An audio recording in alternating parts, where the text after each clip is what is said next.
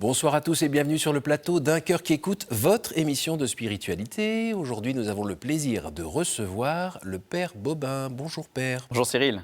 Merci d'être venu de Maubeuge. Vous êtes parti, je pense, assez tard hier soir, au clair de lune.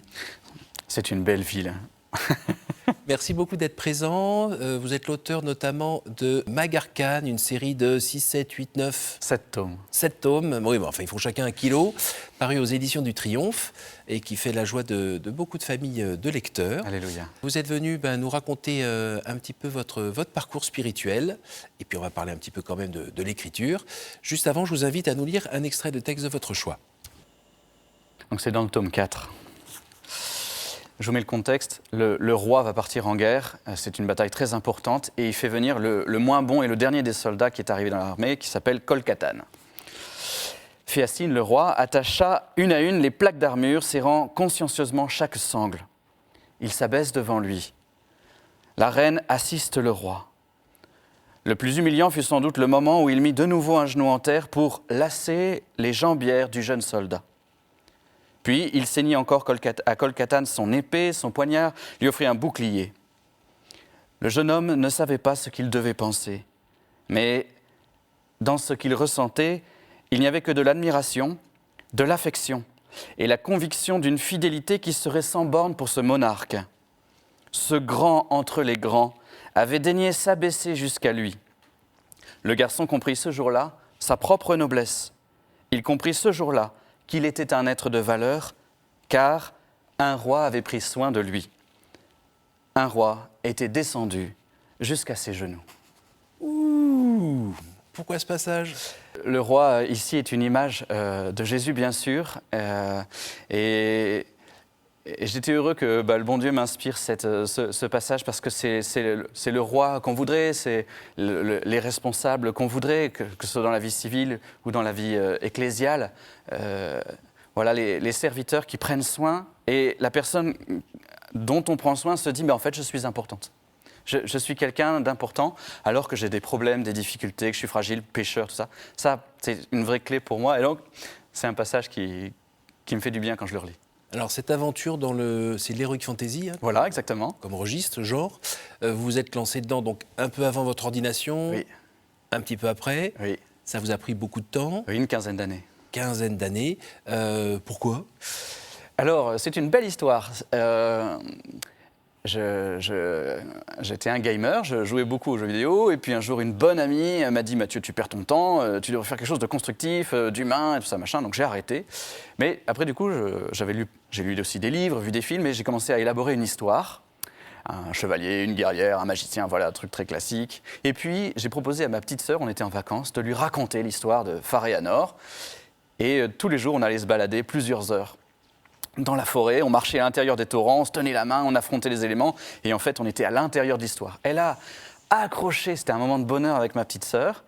On a fait ça 15 jours, et l'année d'après, elle m'a dit, on a recommencé, et elle m'a dit « Mathieu, il faut que tu écrives ». Et donc, je dis « non, je n'ai pas tellement envie ». Mais quel âge aviez-vous tous les deux ?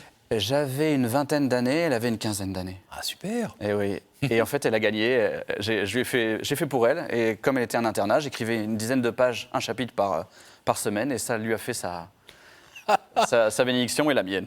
Extra ! Oui. Et l'inspiration, elle vient d'où ? Alors, j'espère un peu de l'évangile quand même. J'ai eu pas mal d'amis, des potes, des frères d'armes dans ma vie. Et du coup, voilà, je dirais... amour, baston, chevalerie, c'est quelque chose de l'ordre de l'amitié qu'on vit avec des frères et sœurs, des gens. Et donc, oui, j'imagine il y a ma propre vie, des livres, Tolkien, c'est évident, Lewis, Alléluia.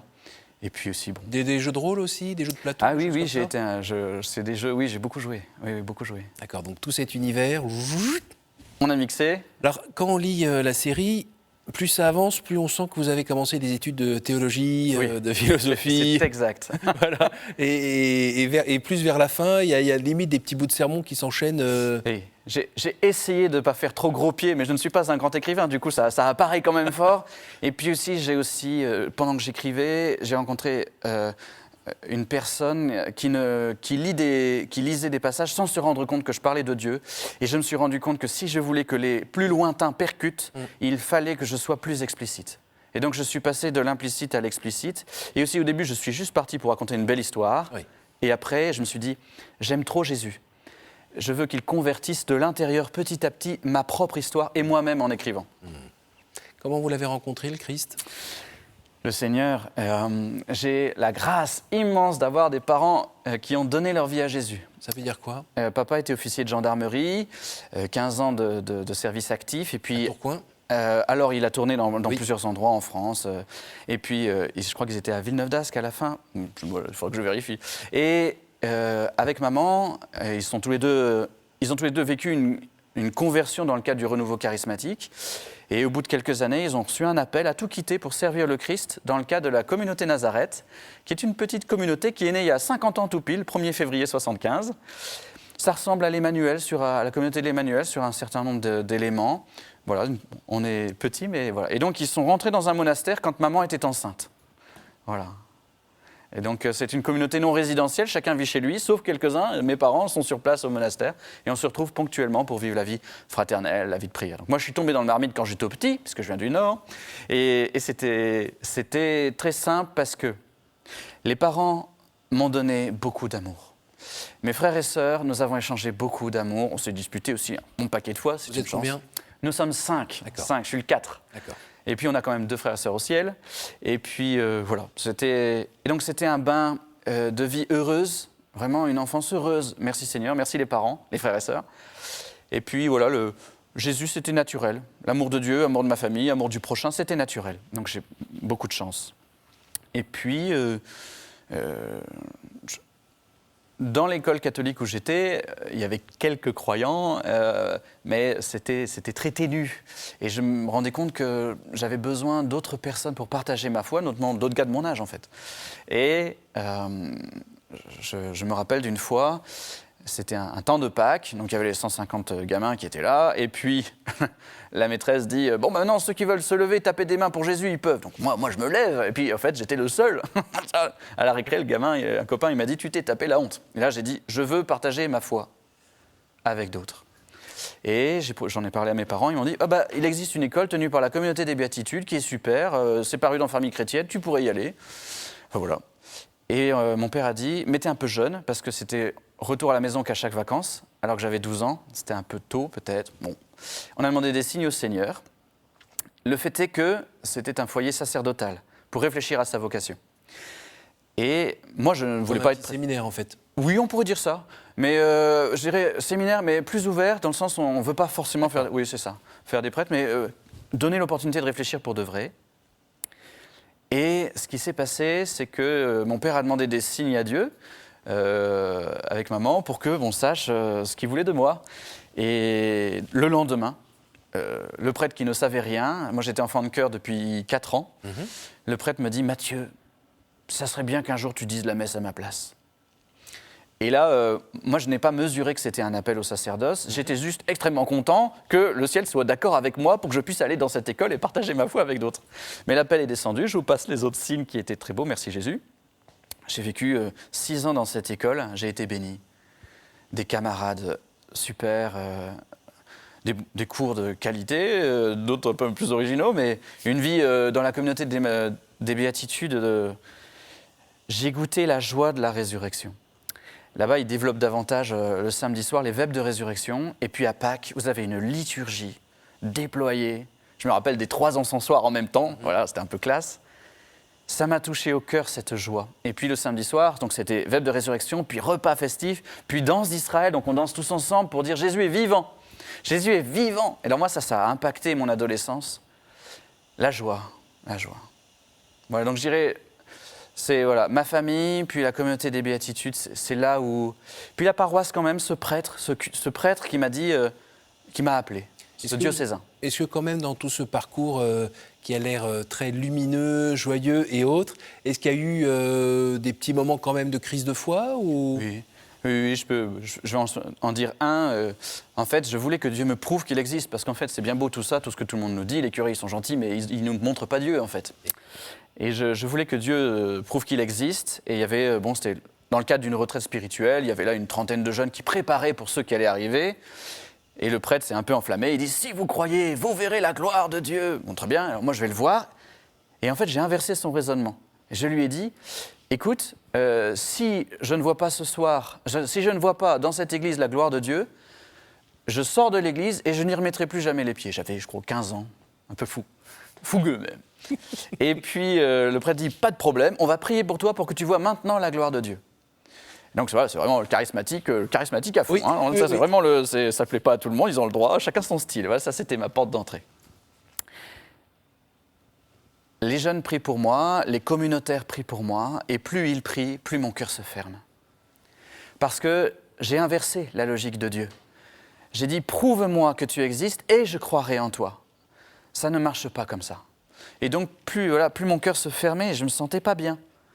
Et puis, le prêtre a dit, maintenant, il est tard, maintenant il faut on repart tous, chacun repart dormir. Et puis, moi, je sentais bien, mes parents m'avaient donné tellement, dans cette école, j'avais déjà été tellement heureux, je sentais bien que c'était vrai, je voulais simplement une preuve, quoi. Mais en même temps, voilà, j'avais dit, je pars et je n'y remets plus jamais les pieds. Donc, j'ai proposé au prêtre, est-ce que je peux rester dans l'église cette nuit? Et il m'a dit, bah oui, on va t'enfermer à l'intérieur pour que tu sois tout seul et tranquille. Et donc, voilà, je me suis retrouvé enfermé à l'intérieur de l'église. J'ai eu froid, j'étais en t-shirt, c'était l'été, mais j'ai eu froid. J'ai essayé de prier, ça n'a pas marché, enfin, j'ai rien senti. Le bois a craqué. Le bois a craqué, s'il faisait sombre, je me dis, mais pourquoi je suis là? J'ai essayé de dormir sur le tapis, mais ça ne marche pas. Enfin bref, affreuse une nuit pourrie. Et le matin, je me réveille, un magnifique soleil dans les vitraux. D'ailleurs, un vitrail de la croix de Jésus, je crois au centre, je ne suis plus sûr à 100%, mais je crois. Et puis un vitrail du Cantique des Cantiques. Ça m'a impacté le cœur, c'était beau. Alors j'ai pris un djembé et puis j'ai commencé à faire du djembé en chantant à Dieu une louange. C'est venu comme ça. Et en chantant à Dieu ma louange, il y a quelque chose qui s'est débloqué dans mon cœur et il a renversé mon renversement. Et j'ai compris que la plus grande gloire de Dieu, c'était de me laisser libre, de croire en lui ou pas. Il ne me prouverait pas son existence, parce que l'amour ne se prouve pas. Il se reçoit, on lui fait confiance ou non. Et j'ai dit, ok, alors si c'est ça, je veux bien croire en toi. D'accord. Voilà, ça c'était... Superbe. Alors, on avance, vous êtes ordonné, donc en quelle année? 2013. D'accord. Donc dans votre diocèse Oui, du Nord, oui, à Cambrai, le diocèse de Cambrai. dont vous avez un léger accent, mais on n'entend pas beaucoup. Non, je suis franchemi, hein. Ouais, c'est ça. Alors, on va rester sur l'autre accent, D'accord, ça me va. pour que je puisse suivre. J'aime le Nord. Voilà. Et vous vous retrouvez à être en paroisse, Oui. tout en poursuivant vos études? Alors, j'ai fait 1 an de diaconat en paroisse à Douai, c'était vraiment merveilleux. Après, j'ai été renvoyé aux études parce qu'avant, j'avais fait des études de littérature en Hippocagne-Cagne et de philosophie L3 à Lille. Et du coup, j'imagine, l'évêque m'a dit, il faut pousser les études. Il m'a envoyé à Rome pour 3 ans faire une licence de théologie biblique à la grégorienne. C'était très intéressant. Et du coup, je revenais le week-end, là, j'étais envoyé dans l'Avesnois. C'est une belle terre... herbagère, d'agriculture, avec des bêtes, c'est la campagne, c'est beau, c'est vraiment un bel endroit, c'est vert et vallonné. Mais j'y revenais assez peu les 3 premières années puisque j'étais en licence à Rome. Et après, j'ai eu 1 an à temps plein. Et puis, à bout de cette année, là, on m'a envoyé à Maubeuge. D'accord. La vie en paroisse, on sait bien, hein, c'est pas forcément idyllique, puisqu'on se retrouve plongé avec des êtres humains, Oui. avec beaucoup de joie, beaucoup de vie, mais aussi beaucoup de douleur, beaucoup d'épreuves. Et puis, les choses ne se passent pas comme sur le papier. C'est normal. Oui. C'est comme pour certains, les premières années de mariage, Bien sûr. ça ne se passe pas non plus de manière toujours idyllique. Donc vous avez pu vivre des forts temps de joie, des temps d'épreuve. Avez-vous été assez entouré par la communauté des prêtres à ce moment-là? Oui. Oui. Le Seigneur m'a donné la grâce effectivement d'avoir un temps de fiançailles joyeux, et puis quelques épreuves différentes, des conflits dont je suis en partie responsable. Je voudrais dire que j'ai découvert davantage ma faiblesse. À l'adolescence, j'ai déjà pris conscience que j'avais un paquet de péchés, mais plus j'avance, plus je me dis, le Seigneur est vraiment miséricordieux. Les frères et sœurs aussi, les paroissiens, les membres du diocèse, ma famille, les gens sont patients avec moi, et je voudrais dire que celui qui m'a fait le plus souffrir, c'est moi, par mon péché. Après, il y a aussi les conflits, donc ça c'est la vie, c'est normal, on a des avis différents, parfois on le dit de manière exagéré. Je n'écoute pas assez. Et malgré toute sa bonne volonté, le fait d'avoir donné sa vie, de vivre des sacrements, Oui. de dire Eh oui. la bonne parole et tout ça, il n'empêche, on marche sur les pieds des autres, Ah oui. et on leur donne des coups sans faire exprès, et on Ouais. s'en prend quelques-uns. Oh que oui. Et suivant sa sensibilité, Eh oui. d'ailleurs, suivant sa sensibilité, on peut se refermer, se contracter, ou bien continuer à n'avoir rien à faire et continuer à avancer, et continuer à faire mal aussi. Enfin, voilà. Voilà. Et c'est votre aventure à vous, et c'est pas dans un livre où on apprend comment faire. Il faut aller se frotter. Voilà. Au réel. Alors, vous avez eu aussi une autre épreuve un peu plus costaud, qui est Oui. celle d'un confrère qui avait plus ou moins votre âge, qui s'est retrouvé coincé dans une affaire ou des suspicions d'affaires de meurtre, qui fait que lui, il a préféré partir et quitter carrément les êtres humains, la vie sur Terre, Voilà, il a mis fin à ses jours. un ami prêtre. Oui. Ça aussi, c'était pas non plus prévu Non. au programme. Non. Non. C'est venu vous secouer aussi, Oui. violemment. Oui. Et heureusement, il y a un passage que vous êtes allé faire il y a 2 ans, 3 ans, à Paray-le-Monial. Oui. Voilà, un lieu où, là, ça fait 1 an, on est en plein dedans. On fête les 350 ans des apparitions du cœur sacré de Jésus à Marguerite Marie à la Coque, si je ne me trompe pas. Là, vous avez pu aller vous ressourcer. Qu'est-ce qui s'est passé? Oui, c'est vrai. Les deux, je dirais, il y a Jésus et il y a les frères et sœurs de la communauté chrétienne qui m'ont aidé à traverser. Jésus, je suis une espèce de, on dit un combo. Il y a d'abord eu le Sacré-Cœur il y a 1 an et demi, puis il y a le livre du pape François qui sort sur le cœur de Jésus, Dilexit Nos, il nous a aimés.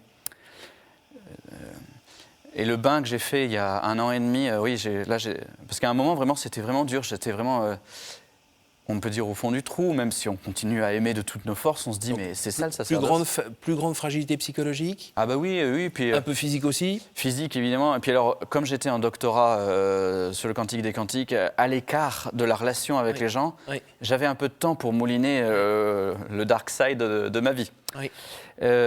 Et du coup, voilà, le lieu de pèlerinage à Paray-le-Monial, le cœur du Christ ouvert pour moi, qui m'a rappelé qu'en fait, dès mon adolescence, voilà, quand le mal est à l'œuvre dans ma vie, voilà, le mal que je peux faire ou le mal qu'on peut me faire, le bon Dieu est patient. En fait, le bon Dieu, il est bon.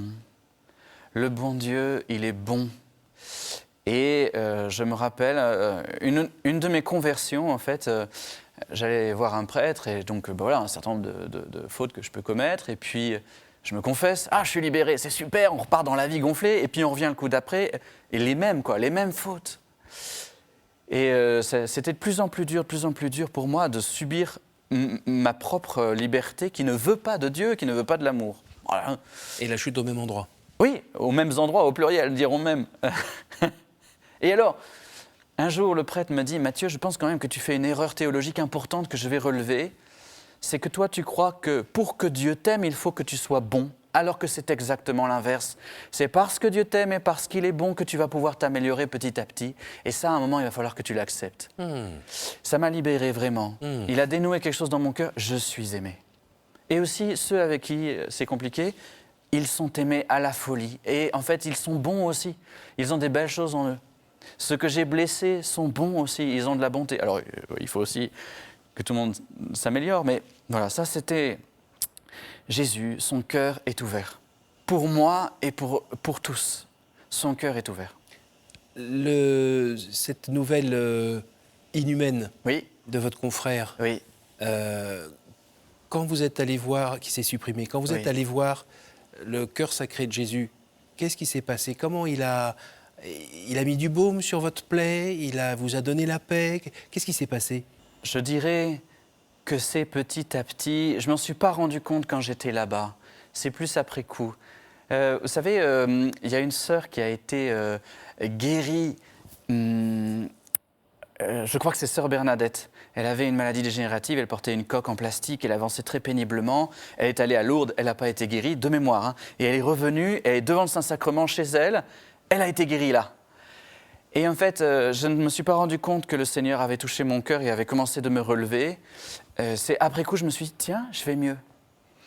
Je dirais c'est le petit à petit.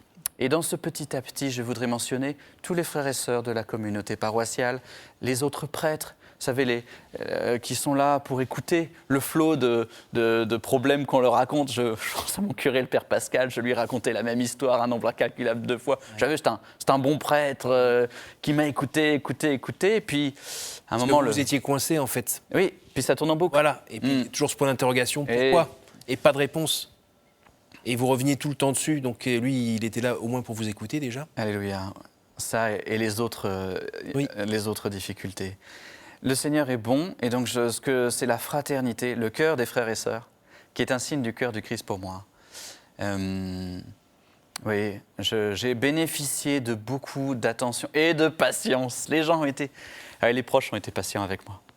Est-ce qu'il y a des moments où vous avez douté un petit peu pas de votre vocation, mais de sentir qu'il y avait un peu une crise de foi aussi, un petit peu forte, un peu déstabilisée, c'est-à-dire, mais c'est quoi ce monde ? Comment ça marche ? Comment Dieu peut laisser des choses pareilles ? Est-ce que je fais vraiment ce qu'il faut ? Est-ce qu'à un moment, vous êtes vous-même beaucoup remis en cause, notamment dans votre foi et votre relation à Dieu ? Là où de temps en temps, je l'ai dit au bon Dieu, c'est dur, Seigneur.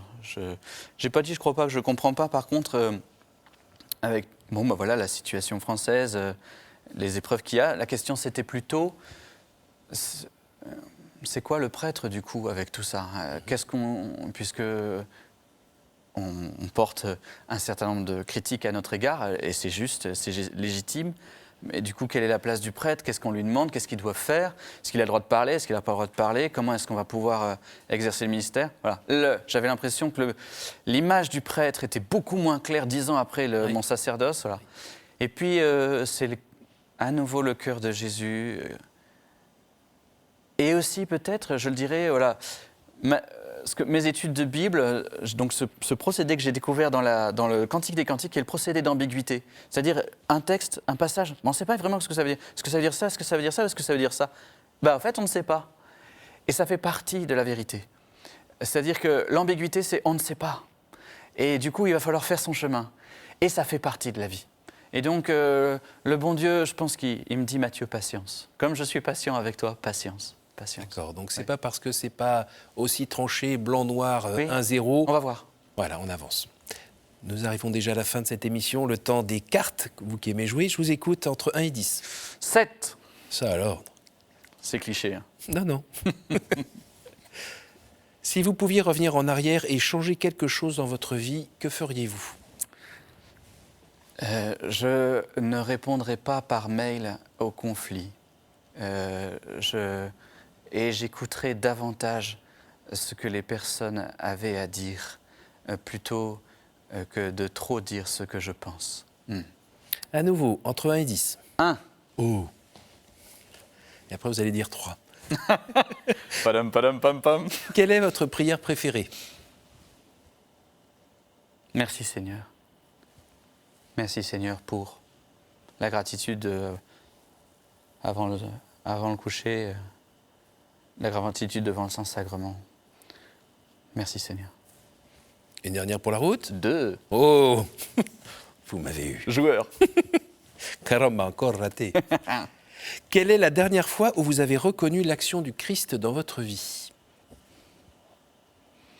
Au début de l'émission, tout à l'heure nous parlions et je me suis dit, voilà, c'est bien que j'ai appris ce que vous m'avez dit. Le Seigneur m'a préservé en apprenant comment ça allait se passer. Et puis le bon moment, comme ça, je n'ai pas eu trop à m'inquiéter. Le Seigneur m'a préservé. Merci Seigneur alors. Alléluia. Merci beaucoup Père d'être venu jusqu'à nous de Maubeuge.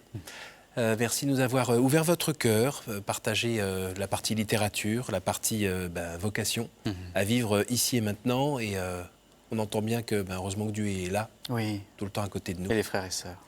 Et les frères et sœurs. Merci beaucoup. Je rappelle le titre de votre série, Magarkane, aux éditions du Triomphe. Merci à vous tous pour votre fidélité. Vous pouvez retrouver cette émission sur notre site www.ktotv.com. Vous pouvez aussi l'écouter en podcast tranquillement, en repassant ou en conduisant. Merci à tous et à la semaine prochaine.